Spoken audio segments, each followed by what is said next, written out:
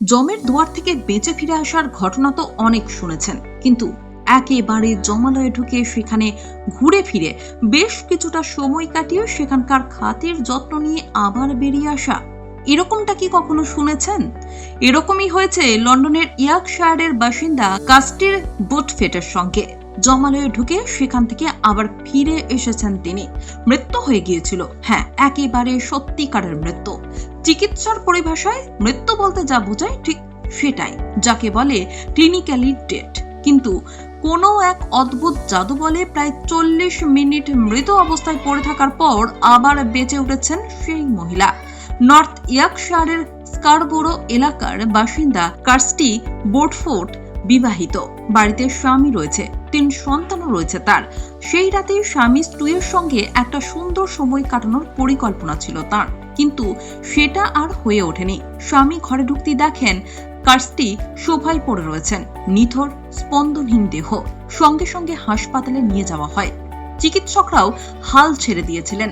Cardiac arrest হয়েছিল কার্স্টির। তারপর থেকেই কোমায় ছিলেন তিনি। ডাক্তাররা স্বামীকে বলে দিয়েছিলেন মানসিকভাবে প্রস্তুতি নিতে, বিশেষ কিছু করার নেই আর। এ যাত্রায় আর কার্স্টিকে ফেরানো সম্ভব নয়, এমনটাই জানিয়ে দিয়েছিলেন চিকিৎসকেরা। কিন্তু সব প্রতিকূলতাকে ছাপিয়ে প্রায় 40 মিনিট ধরে মৃত কার্স্টি আবার বেঁচে ফিরেছেন, জেগে উঠেছেন কোমা থেকে। সেই 40 মিনিটে কার্স্টির সঙ্গে কি হয়েছিল? বেশ কিছু অদ্ভুত অনুভূতি টের পেয়েছিলেন কার্স্টি।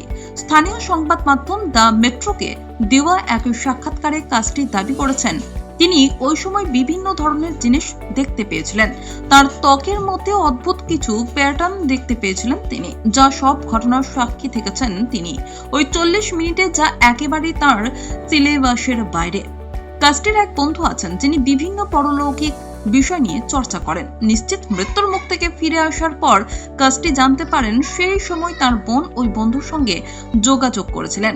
সেই 40 মিনিট কি হয়েছিল কার্স্টির ওই বন্ধু পরবর্তীতে তাকে জানিয়েছিলেন।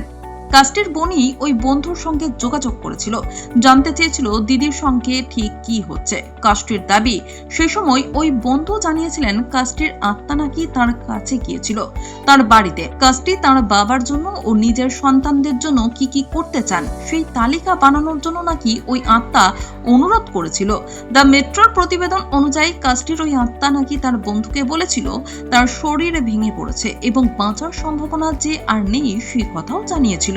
কিন্তু ওই বন্ধু নিজেকে শক্ত রেখেছিলেন এবং তাকে ফিরে যেতে বলেছিলেন। ওই গোটা ঘটনাটি ঘটেছিল যখন নাকি কার্স্টির প্রাণহীন দেহ হাসপাতালে পড়েছিল। এদিকে কার্স্টির যখন জ্ঞান ফেরে তখন তিনি আবার কোমা থেকে জেগে ওঠেন। তখন আরো এক অলৌকিক কাণ্ড। অদ্ভুতভাবে দেখা যায় স্ক্যানের রিপোর্টে কার্স্টির হার্টে কিংবা ফুসফুসে কোনো সমস্যা নেই। দ্য মেট্রোকে কার্স্টি বলেছেন, আমি বুঝতে পেরেছিলাম যে আমি মারা যাব না, শুধু মানুষের শরীরটা চলে যায়, কিন্তু কাজ তখনও বাকি থেকে যায়।